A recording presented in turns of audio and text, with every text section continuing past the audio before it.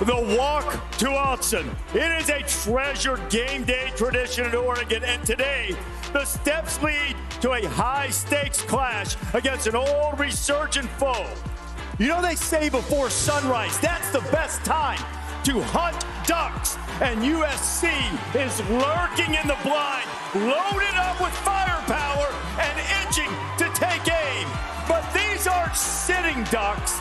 These are fighting ducks, ready to throw up the O.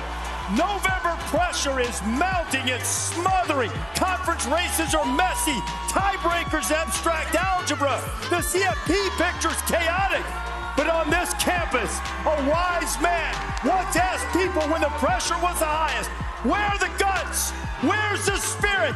This could be the greatest morning of our lives, because we're back in the land of our first love, where they left their heart in Oregon. There's no better proving ground, and there is no better mascot in all of college sports. And here he comes on that fabled bike, the Oregon Duck. Hitting the ramp, making his way in. Ready to rev up this crowd for an afternoon showdown. You know, for years, the Trojans sort of vexed the Ducks. But then the Ducks found enough firepower. Whip up the crowd. We got the Ducks driver here. Oh, wait. Oh, look.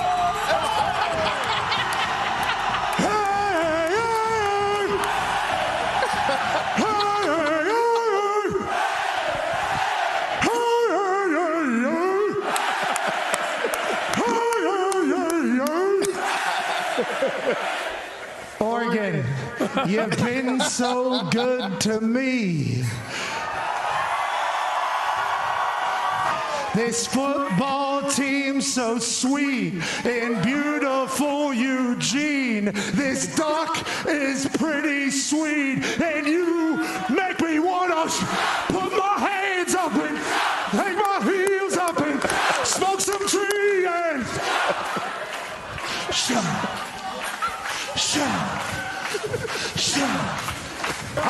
Mic drop there. Oh, here we go. Right off the bat, baby.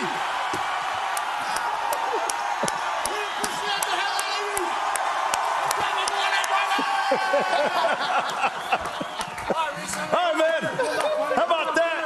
What a ride. Wow. What a ride coming in there. How's that bike? Yeah, the bike's good. It's a 1996 Fat Boy. It was gifted to the Oregon Ducks in 1999 by Nike. I am the 5th person to ever lead the Duck on that particular bike. You can call me the leader of the quack right now. Quack, quack, quack.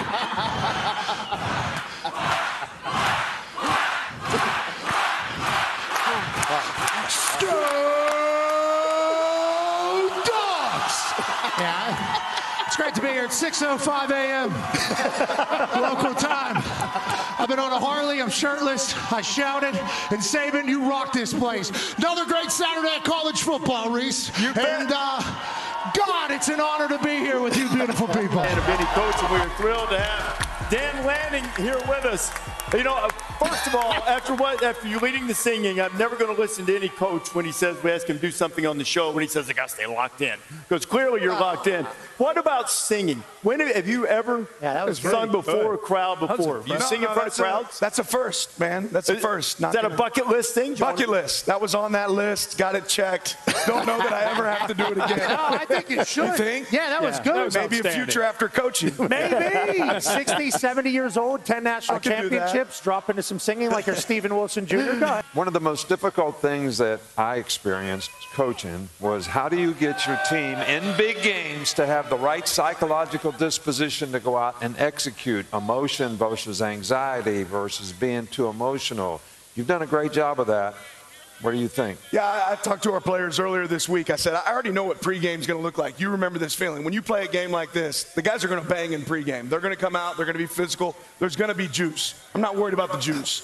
I'm worried about the execution. Because it's going to be about execution, not emotion in this game. It's about playing the game, not the occasion, right? And our guys have had an elite focus. I just want to see them go out in the field and do exactly what we asked them to do in practice. We do that, the rest takes care of itself. It don't matter today in this game because USC lives off explosive plays. And ultimately, outside of takeaways, that's the biggest indicator of wins and losses is explosive play ratio. So we have to do an elite job. USC feeds off of those. There's going to be some times where there might be some moments where it's hot. We got to be able to get it tackled, get it down, and get ready for the next play because it's got a new life, individual to itself. Got you. Yeah. Where they're at today. We talked earlier, Coach Saban gave a great anecdote about trending, how your team's trending at this time of the year. How do you feel about your team right now? It feels like you guys are on all cylinders rolling ahead. We're about growth, man. We're about growth, and it's about being better today than we were yesterday, but you have to focus on today. And our guys have done an unbelievable job of attacking that. We go to the doctor every Monday, take our medicine, figure out what we got to get better at, and I think our guys are ready for that moment. You got to be able to say, hey, appreciate what you have, and I appreciate what I have here so much. This will be my spot. This is where I'm at forever. And all right, man, great. I can't wait to fly out here 3 times a year because of Go, dogs! Go! Just think what he said. Yes. Some people find that so difficult to say.